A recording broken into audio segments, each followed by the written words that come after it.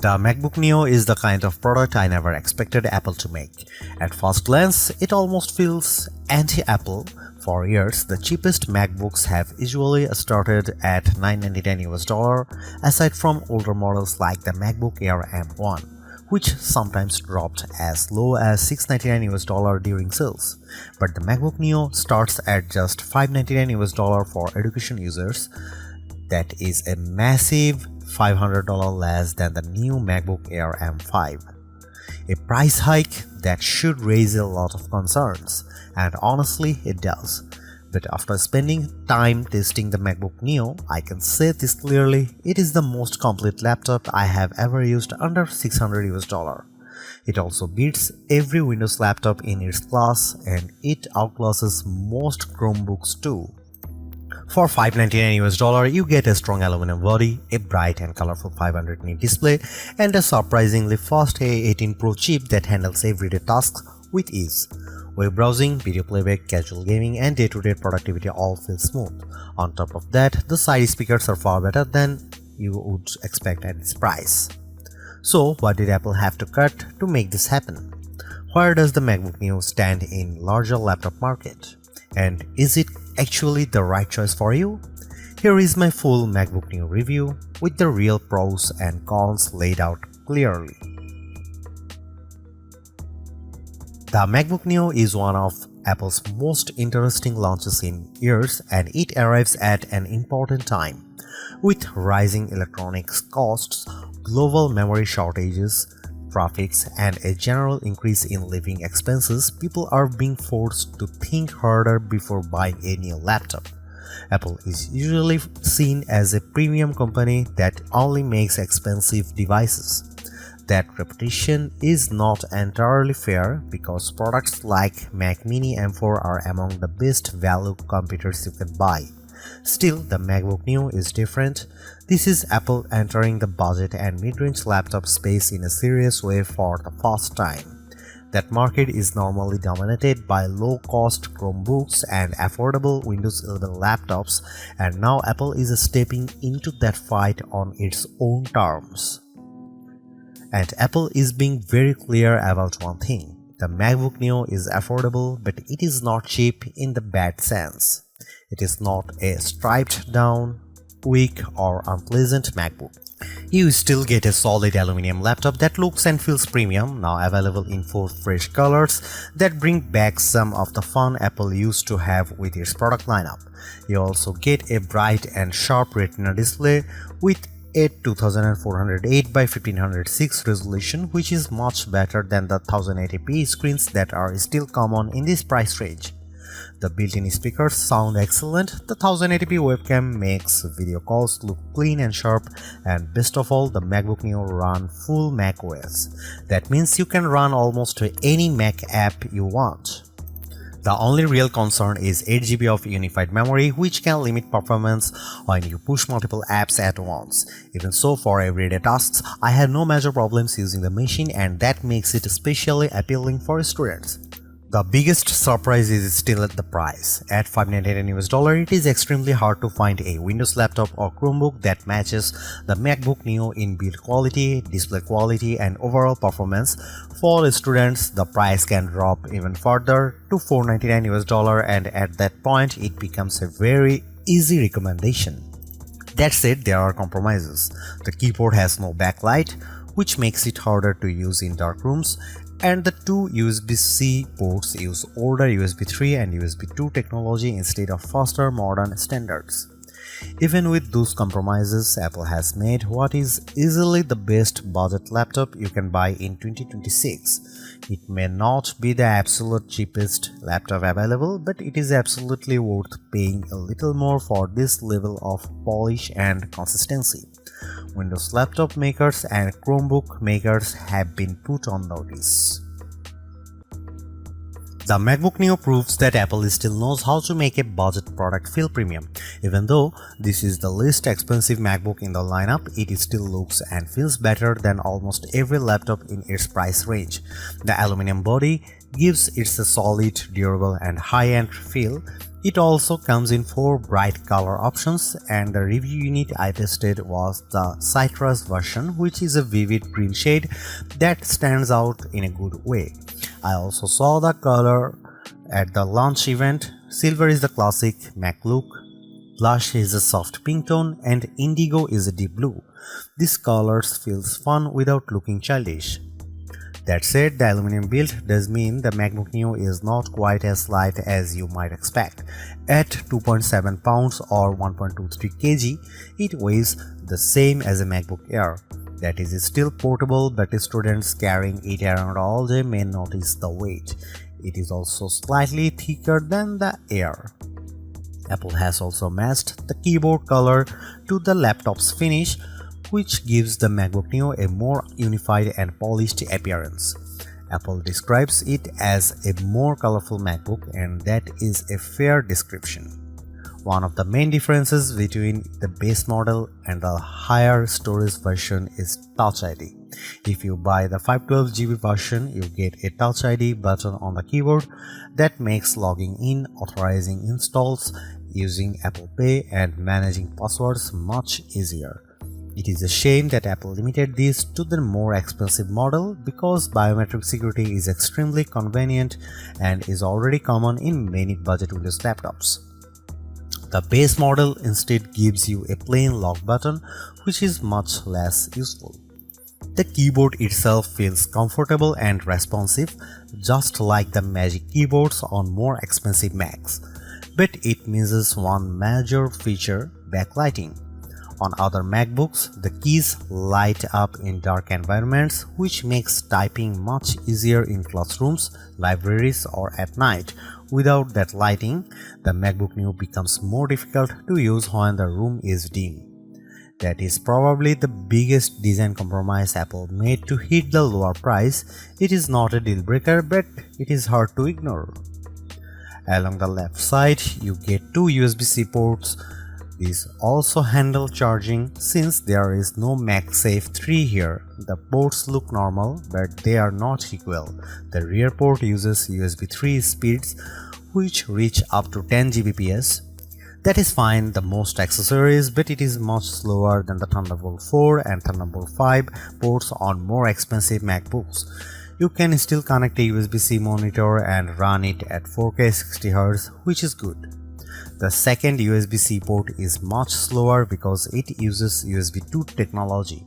That means speeds of just 60 MB per second, which is really only suitable for low-demand accessories like wired mice or keyboards. This is one of the more awkward cost-cutting decisions Apple made. The 2 ports look almost identical, but they behave very differently.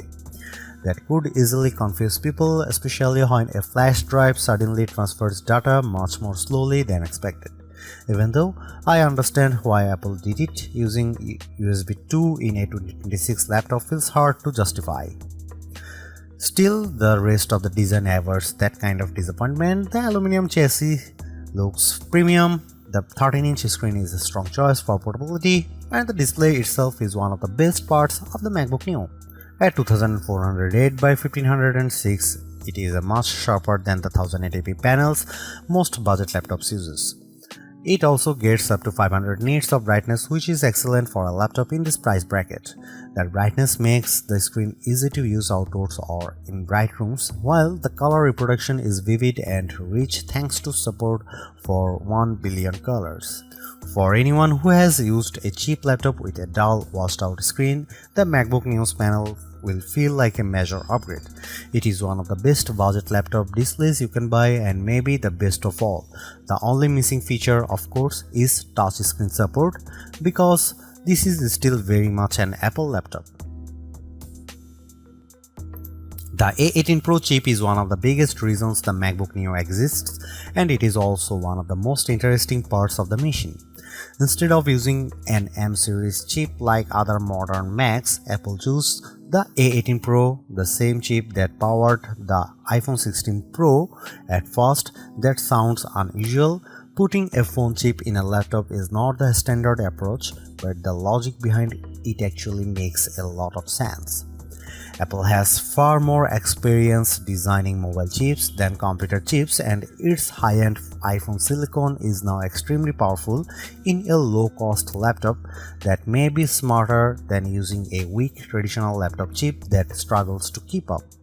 By using an older iPhone chip, Apple lowers the cost without sacrificing too much real-world performance. So why not use an older M chip like the M1? Apple says the A18 Pro has a 16-core neural engine that is better suited for on-device AI tasks, including Apple Intelligent features inside macOS.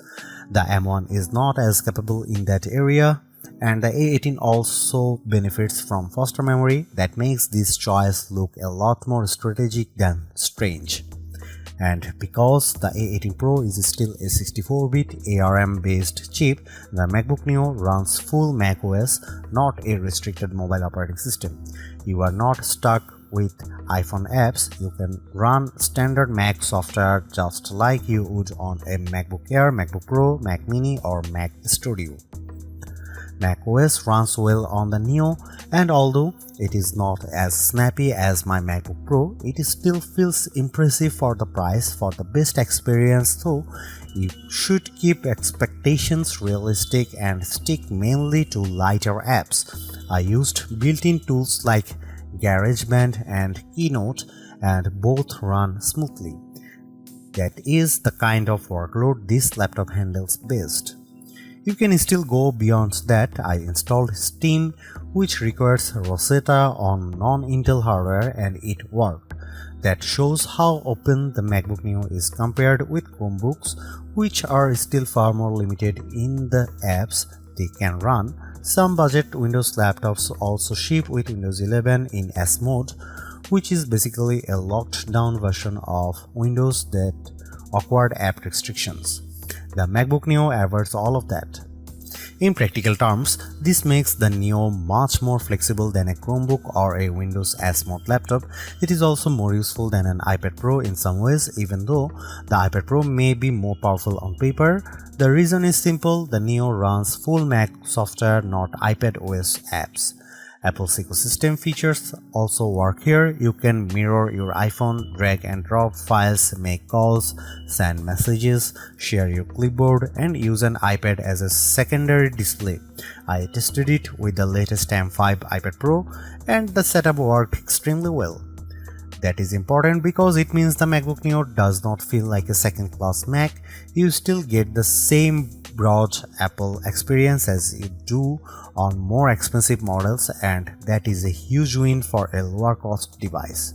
The limits are really about hardware, not software. If you want to do heavy 3D work, advanced video editing, or large creative projects, the MacBook Neo is going to struggle. It is not built for those jobs. The biggest concern is the 8GB of unified memory. That is enough for basic use, but it is not generous by modern standards. And because the memory is unified, it is shared between the system and graphics, which makes multitasking tighter than it would be on a laptop with more memory. During my testing with Safari, Keynote, GarageBand, and a Steam download, all active memory uses climb to around 6.48 GB to 7 GB. That is dangerously close to the ceiling. Once you get too close to the limit, performance starts to dip. There is also no upgrade path for memory, and you cannot just open the laptop and add more yourself. That means the 8GB configuration is something you have to live with for the lifetime of the device. For most students or casual users, that may be fine as long as they keep their workload light. But anyone who likes to jump between many apps or run heavier software should look at the MacBook Air M5 instead, which starts with 16GB of unified memory. Gaming is possible too, but again, expectations matter. I got Cyberpunk 2077 running at a playable 30 FPS using the For This Mac preset. It was not a generous experience because most settings were pushed very low and advanced effects were disabled, but the fact that a $599 fanless laptop can run a game like that at all is impressive. You can also play iPhone and iPad games, which are much better suited to this hardware. Overall, the MacBook Neo performs very well for the price. It is excellent for everyday tasks, surprisingly capable with many Mac apps and flexible enough to general use. But it is not a productivity powerhouse, and it should not be treated like one. One more advantage deserves mention: the MacBook Neo is fanless. That means it stays quiet in use, which is a major benefit over many budget Windows laptops that get noisy as soon as the system starts working harder. The MacBook Neo is the best budget laptop you can buy right now. It is true that Neo sits at the upper end of what many people would call budget, but the gap in quality between this and most Windows laptops or Chromebooks at the same price is huge. The design is premium, the display is excellent, the speakers are surprisingly strong, and the performance is more than good enough for day-to-day work. What impresses me most is that Apple did not cripple macOS just to hit a lower price. You still get the full Mac experience along with support for the broader Apple ecosystem. That makes the Neo feel like a real MacBook, not a watered-down version. Yes, there are compromises. The USB-C setup is awkward, the keyboard has no backlight, and the 8GB memory limit is restrictive, but those issues are understandable in a laptop this affordable, even if they are still disappointing. At the end of the day, Apple has made a budget MacBook that actually feels worth buying. It is not the cheapest option on the market, but it is one of the smartest.